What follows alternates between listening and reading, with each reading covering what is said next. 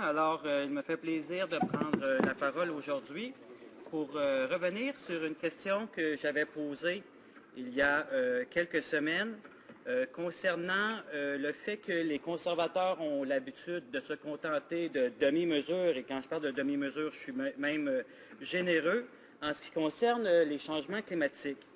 Et je faisais appel à ce moment-là à un véritable cri d'appel, justement, un appel venant du cœur d'un producteur de pétanque de la région de la Colombie-Britannique qui avait perdu pour près de 10 millions de pétanques qui étaient mortes à ce moment-là et qui avait dû mettre à la porte des dizaines et des dizaines de ses employés à la suite de cet événement. Et ce qui est important, Monsieur le Président, à remarquer, c'est qu'il y a maintenant de plusieurs années, et ça remonte même aux années 80, aux années 90, aux années 2000, et qu'on fait appel au bon sens des conservateurs, mais il ne semble pas y en avoir beaucoup parce qu'ils ne semblent pas écouter l'urgence d'agir. D'ailleurs, je vais vous parler du dernier rapport du GIEC qu'il y a eu il y a quelques jours, la semaine passée. Et un des articles, il y a eu plein d'articles à la suite de ce rapport-là du GIEC. Et plusieurs articles, bien sûr, sont catastrophiques, vous le savez, Monsieur le Président. Et pourquoi ces articles sont catastrophiques? C'est que malheureusement, des gens comme les conservateurs n'agissent pas présentement pour lutter contre la lutte au changement climatique. Sinon, moi, je suis toujours très optimiste, et comme plusieurs d'entre nous qui avons des enfants, aimons s'occuper de notre génération future.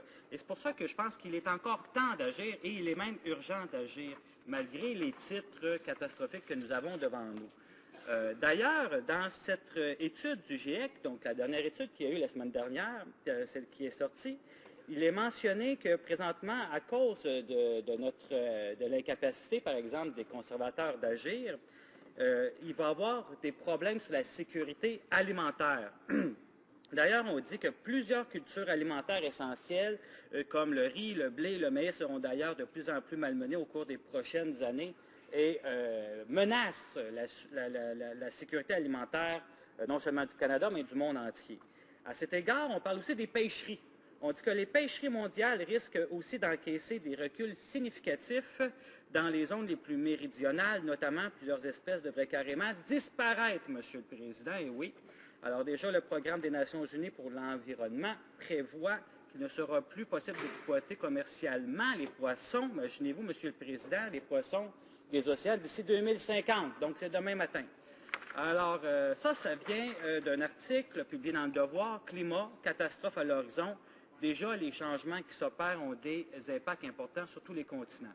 Ça, c'est sans compter toutes les études, même les rapports secrets des officiers du gouvernement d'Environnement Canada disent au gouvernement, si vous n'agissez pas, vous n'arriverez jamais à atteindre vos faibles cibles de Copenhague. Les faibles cibles de Copenhague, on sait que c'est même une insulte à l'intelligence humaine de penser que les cibles de Copenhague sont quelque chose de fort, mais même à ça, on se dirige, au lieu d'une réduction de 17 % depuis 2005, à la même chose depuis 2005, c'est-à-dire rien du tout, il y a encore moins des réductions depuis 1990. Ce sont des chiffres scientifiques un petit peu, mais Monsieur le Président, ce que j'aimerais de la part de mon honorable collègue, je le vois qui se prépare, mon honorable collègue et secrétaire parlementaire de l'Environnement, c'est qu'il me donne des chiffres autres que les chiffres du gouvernement, donc des scientifiques. Des chiffres scientifiques qui sortent des chiffres du gouvernement parce qu'on en a ici la preuve que tous les scientifiques disent que les gouvernements conservateurs se dirigent vers un mur. Alors, je veux des chiffres, s'il vous plaît, Monsieur le Président, autres que ceux que le Premier ministre lui donne. Merci, Monsieur le Président. Je voudrais revenir sur la lutte au changement climatique. Je pense qu'effectivement, c'est un défi de taille pour l'humanité entière et le dernier rapport du GIEC l'a bien démontré. Et je n'ai pas entendu malheureusement de scientifiques qui montrent que le Canada fait les efforts soutenus pour lutter contre les changements climatiques et permettre, par exemple, à des cultivateurs ou à des gens qui font la pêche des pétanques de pouvoir continuer à faire cet exercice qui est une activité économique très importante. Je sais qu'il a parlé des sables bitumineux, mais ça sera pour une autre question, parce qu'aujourd'hui, on parlait de l'acidification des océans. En en janvier 2014, il y a eu un rapport d'Environnement Canada. Donc, Environnement Canada, c'est les officiers du gouvernement qui a dit que le Canada s'éloigne de plus en plus des objectifs fixés à Copenhague, qui sont très minuscules.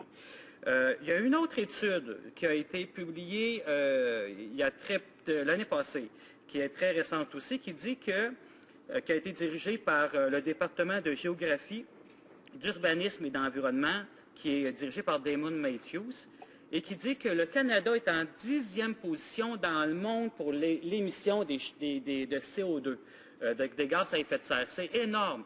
Et en ce qui concerne par habitat, on est troisième dans le monde, le pire pays.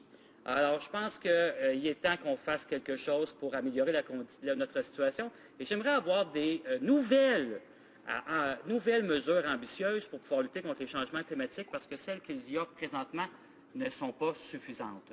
Merci, M. le Président.